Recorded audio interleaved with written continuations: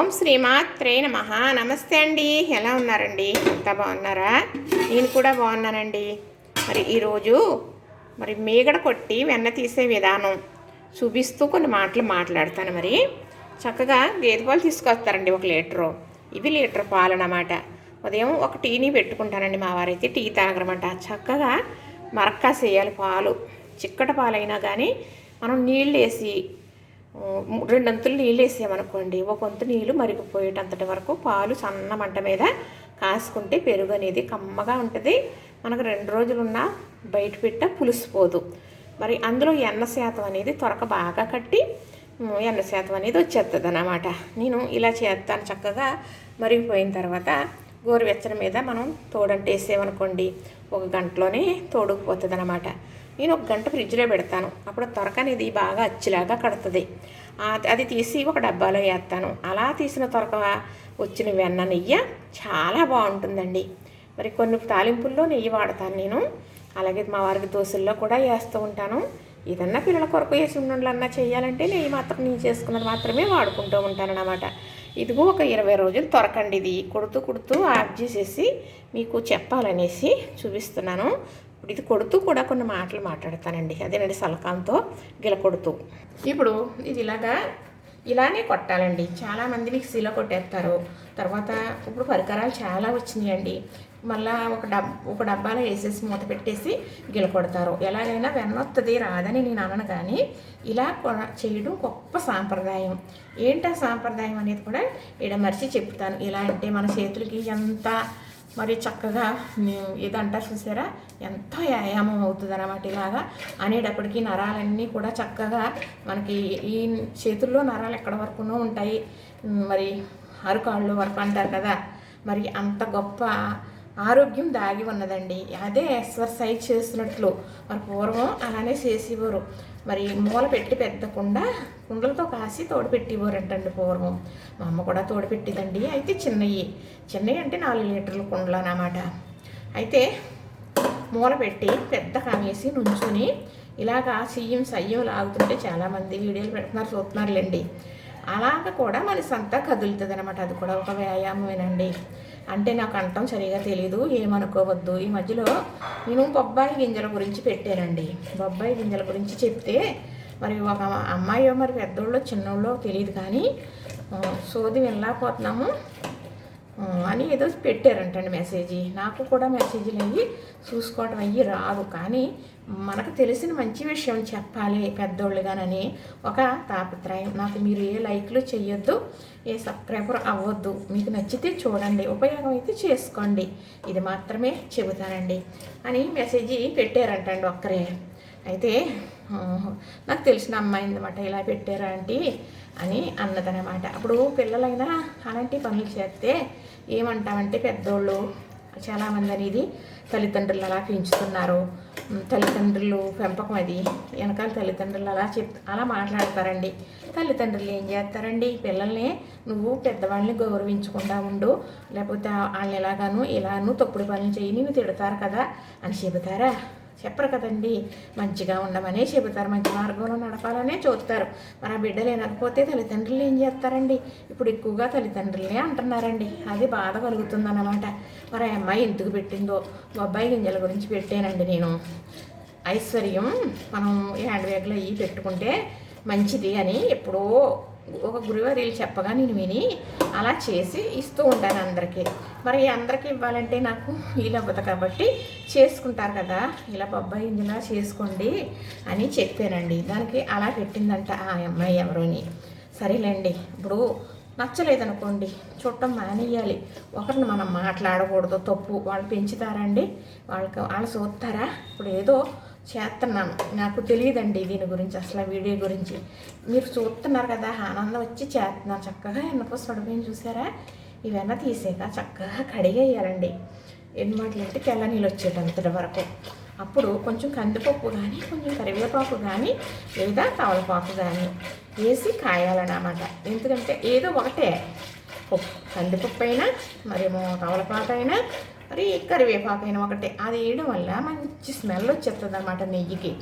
అప్పుడు చక్కగా కాసేసుకుని ఓ డబ్బాలో వేసుకుని చిన్న బెల్లమ్మ వదులుకుని అందులో అంటే చిన్న బెల్లం ముక్క వేసేవారండి మా అమ్మగారు. అంటే నెయ్యి మంచి అభివృద్ధి అవుతుందమ్మా అని చెప్పేవారు అన్నమాట. చక్కగా కొత్త వస్త్రం కొన్న, కొత్త గిన్నెలు కొన్నా అలా పెట్టేసి ఉంచేవారు. కొంచెం నెయ్యి బెల్లం ముక్క వేసి గిన్నెలు తడిపేవారా.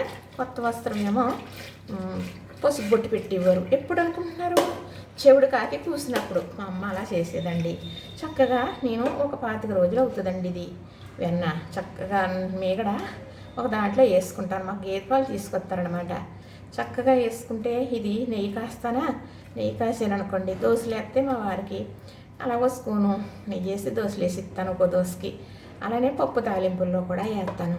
అలానే మరి ఏమన్నా స్వీట్లు పిల్లల కొరకి చేస్తాను కదండి, చున్నుండలు అవిని, అది ఇంట్లో నీళ్ళలా దాచిన నెయ్యి మాత్రమే వాడతానన్నమాట. ఇప్పుడు ఇలా కామంతో కొట్టుకుంటాం లక్ష్మీప్రదం అని.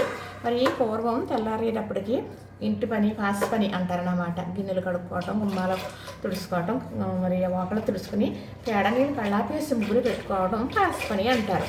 ఆ పని అయిన తర్వాత చక్కగా ఫస్ట్ కూర్చుని మొహం కడిగేసుకునేవారండి, కందుకులతో కడుతూ అనుకుని. అయిపోయాక చక్కగా ఈ వెన్న పాలు రాత్రి తోడు పెడతారన్నమాట.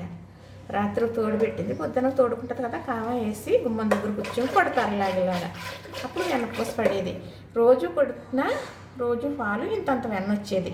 ఇప్పుడు ఎక్కువ పాలు కదండి, 4-5 లీటర్లు కదా, అందుకు అంతంత వెన్న వచ్చేది. కాసేసి ఒక 5 రోజులకి 6 రోజులకి మా అమ్మగారు ఇలాంటి ఇంతంత గిన్నెల్లో కాసేవారు.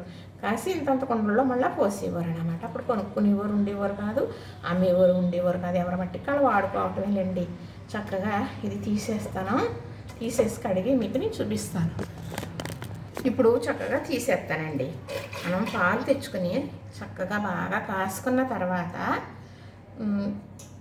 గోరువెచ్చగా ఉండగా తోడేసుకుంటాం కదా. తోడేస్తే పెరుగు అవుతుంది. ఆ పెరుగుని సిలికితే వెన్న వేరుపడి మజ్జిగ అవుతుంది.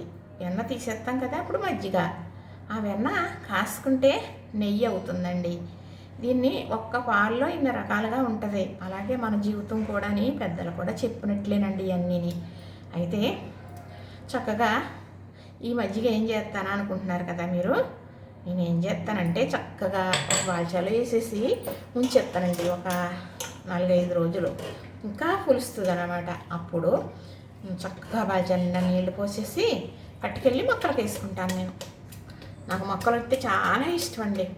మొక్కలు చాలా ఇష్టం. ఇలాగా వేసేసుకుని కడిగేసి ఎన్న కడిగిన నీళ్ళల్లో ఇందులో పోసేస్తాను కదా, మొత్తం అంతా కలిపి పెద్ద బాల్చాడు చేసేస్తాను. అన్ని మొక్కలకి వేసేస్తానండి చక్కగా. ఇది 15 రోజులు పైదేనండి, ఇంకా 4-5 రోజులు ఎక్స్ట్రాదే. కాకపోతే నీ చేయలేదండి, ఒకసారి ఖాళీ లేక ఒకసారి చేద్దామని చెప్పి ఆలోచించి ఉంచేసాను.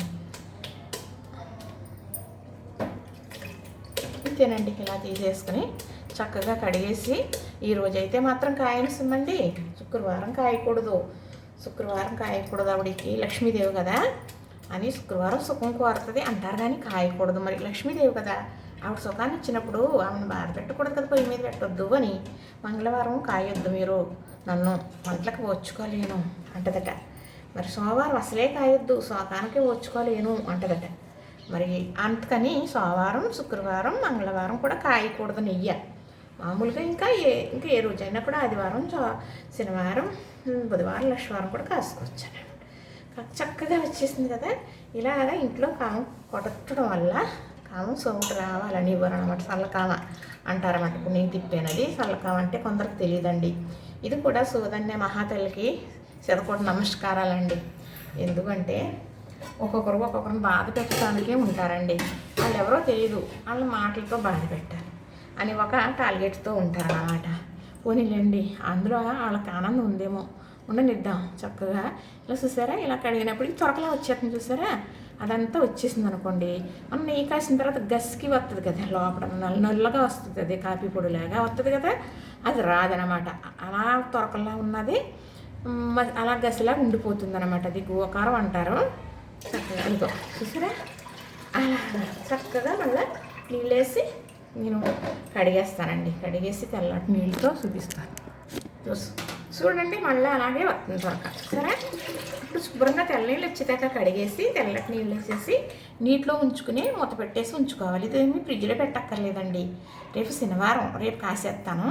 అప్పుడు రేపు కాసేటప్పుడు ఏం చేస్తానంటే ఆ నీళ్ళు తీసేసి మళ్ళీ 2 మాటలు నీళ్ళు వేసి కడిగేసి కాయాలి. అప్పుడు నెయ్యి మంచి కమ్మటి స్మెల్ వస్తుంది. ఎన్ని రోజులున్నా అలా పూసలలాగా ఉంటుంది. కానీ చెయ్యి అనేది తగలకూడదు. చెయ్యి తగిలితే కూడా నెయ్యి స్మెల్ మారిపోతుంది అన్నమాట. అయితే ఇంతేనండి. చూసారా మరి? ఇదిగోనండి చక్కగా తెల్లటి నీళ్ళు వచ్చేసినాయి కదా. ఈ నీళ్ళు కూడా తీసేసి మళ్ళీ తెల్లటి నీళ్ళు వేసి మూత పెట్టేసి ఉంచేస్తాను. రేపు శనివారం కదా, రేపు కాసేస్తాను. మనం ఫ్రిడ్జ్లో అయ్యి పెట్టవలసిన పని లేదు. తెల్లటి నీళ్ళు వేసి ఉంచుతాం కదా, మళ్ళీ నీళ్ళు ఇలా ఉంచేసి మళ్ళీ తెల్ల నీళ్ళు పోసి మళ్ళీ ఉంచేస్తే శుభ్రంగా ఇంకా కొంచెం కూడా తెల్లగానే ఉండాలి, తొరకనేది లేకుండా. అప్పుడు మంచి స్మెల్ వస్తుంది నెయ్యి. లేకపోతే నెయ్యి వాసన బాగోదనమాట. వెన్న బాగా కడుక్కుంటేనే మరి నెయ్యి ఎన్ని రోజులున్నా మంచి పూసలాగా అలా ఉంటుంది. మంచి రుచి అనమాట. బాగా కడగాలి. మా అమ్మ చెప్పితే చేయటం నాకు తెలుసండి. మా ఇంట్లో పాడుండేది, అందుకు మీకు నేను చెబుతున్నాను. అది చూసారు కదా. ఇంతేనండి. ఇప్పుడు ఇందులో వాటర్ వేసేసి ఉంచేస్తాను. ఇంతేనండి. ఇందులో కొంచెం కూడా లేదు వెన్న శాతం. చూసారా ఎంత బాగా వచ్చేసిందో. కానీ ఫ్రిడ్జ్లో తీసిన తర్వాత ఐస్ చల్లారిన తర్వాత కొడితే ఇలా వచ్చేస్తుందండి. ఇబ్బంది ఉండదు. అలా ఐస్ ఉండగా కూడా అయితే తొందరగా పడదు వెన్న, ఈసిపోతుంది. ఐస్ మొత్తం చల్లారిపోయిన తర్వాత కొట్టేమనుకోండి ఒక్క 2-3 నిమిషాలకి వెన్న పడిపోతుంది అన్నమాట. చక్కగా ఇంతేనండి. చూసారు కదా, నచ్చింది కదా. ఇదిగోనండి చక్కగా రేపు పొద్దున్న నెయ్యి కాసి మళ్ళీ మీకు నేను చూపిస్తానే. లైక్ చేయండి, షేర్ చేయండి, సబ్స్క్రైబ్ చేయండి.